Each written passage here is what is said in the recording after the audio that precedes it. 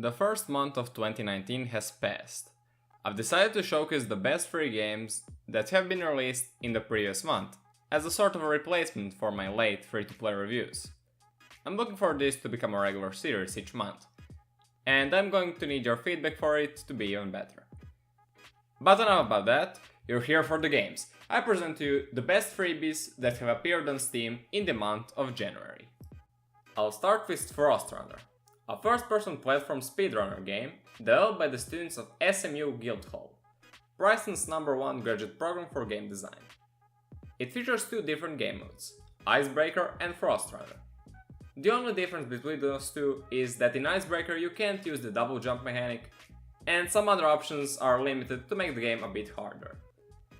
Both game modes are very enjoyable, fun to play, and relaxing.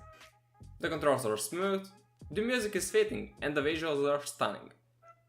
I really enjoyed playing it, and I'm sure you will as well. With 36 different levels to enjoy in both game modes, and with active leaderboards, you should have plenty of fun in this brilliant fast-paced freebie. The second game to recommend is What Never Was. It's a short solo project by a former The Division level designer, Ek Holgren. It's a game in which you go through your recently deceased grandfather's stuff in his attic and discover his secrets while solving many different puzzles. It's a really short story-driven adventure that looks absolutely gorgeous. Even if the game takes place only in one room, you still have plenty to explore and interact with. It's really well done, and I highly recommend it without giving too many spoilers. It leaves you wanting more, but I'm afraid that 30 minutes of gameplay is all you're gonna get. For now at least. Frostrunner isn't the only game from SMU Guildhall this month. I present to you Cyberdrome, a first-person cyberpunk action in which you control a ninja that wields a high-tech sword, and the objective is to destroy all drones with each coming wave of enemies. There is a great variety of enemies too. A drone that spawns others, one that rushes at you, one with a shield, and so on. The gameplay is very smooth and polished, and it's a ton of fun to enter the slow motion mode and dash through enemies while getting multi-kills. It's not very hard, but you still need to be careful around drones and manage your attacks and slow motion meter accordingly.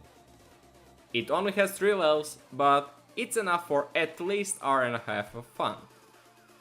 Beating your high score is much fun, but I am sad to say that there are no online leaderboards, unlike in Frostrunner, and you'll be first on the leaderboards in your first or second try. It's still a brilliant game that gave me lots of fun, and I think I'll continue playing it from time to time, while being in queue for some other games. Cyberdrome and Frostrunner are my two favorites on this list, and I'm really impressed by the students at SMU. Next up is a free standalone expansion for a roguelite top-down shooter Synthetic, called Synthetic Arena. You can play it solo or in co-op mode. Both work very well. The objective is to defend your base from enemy fleets while upgrading your weapons and perks. It's pretty simple but very satisfying to play. I'm also a big fan of the visual design. The game looks phenomenal and killing enemies looks stunning and satisfying. It's a pretty challenging game too. It will take time to learn and master. There's not much else to say though. If you like what you see, you should definitely try it, and maybe even give a shot to the main game. And the final game on the list is Soundslide, a rhythm racer in which you follow the beat and jump from lane to lane in many different patterns.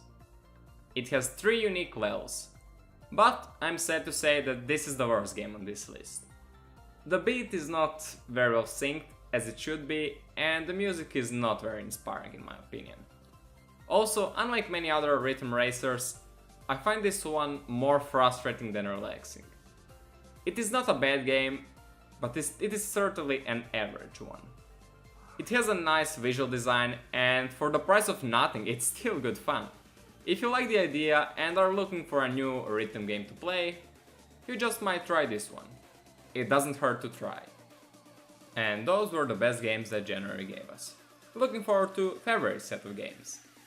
Let me know if I missed any banger and give me your thoughts on the games I recommended you. Thanks for watching and be sure to subscribe if you like this type of content. Heilbronn out.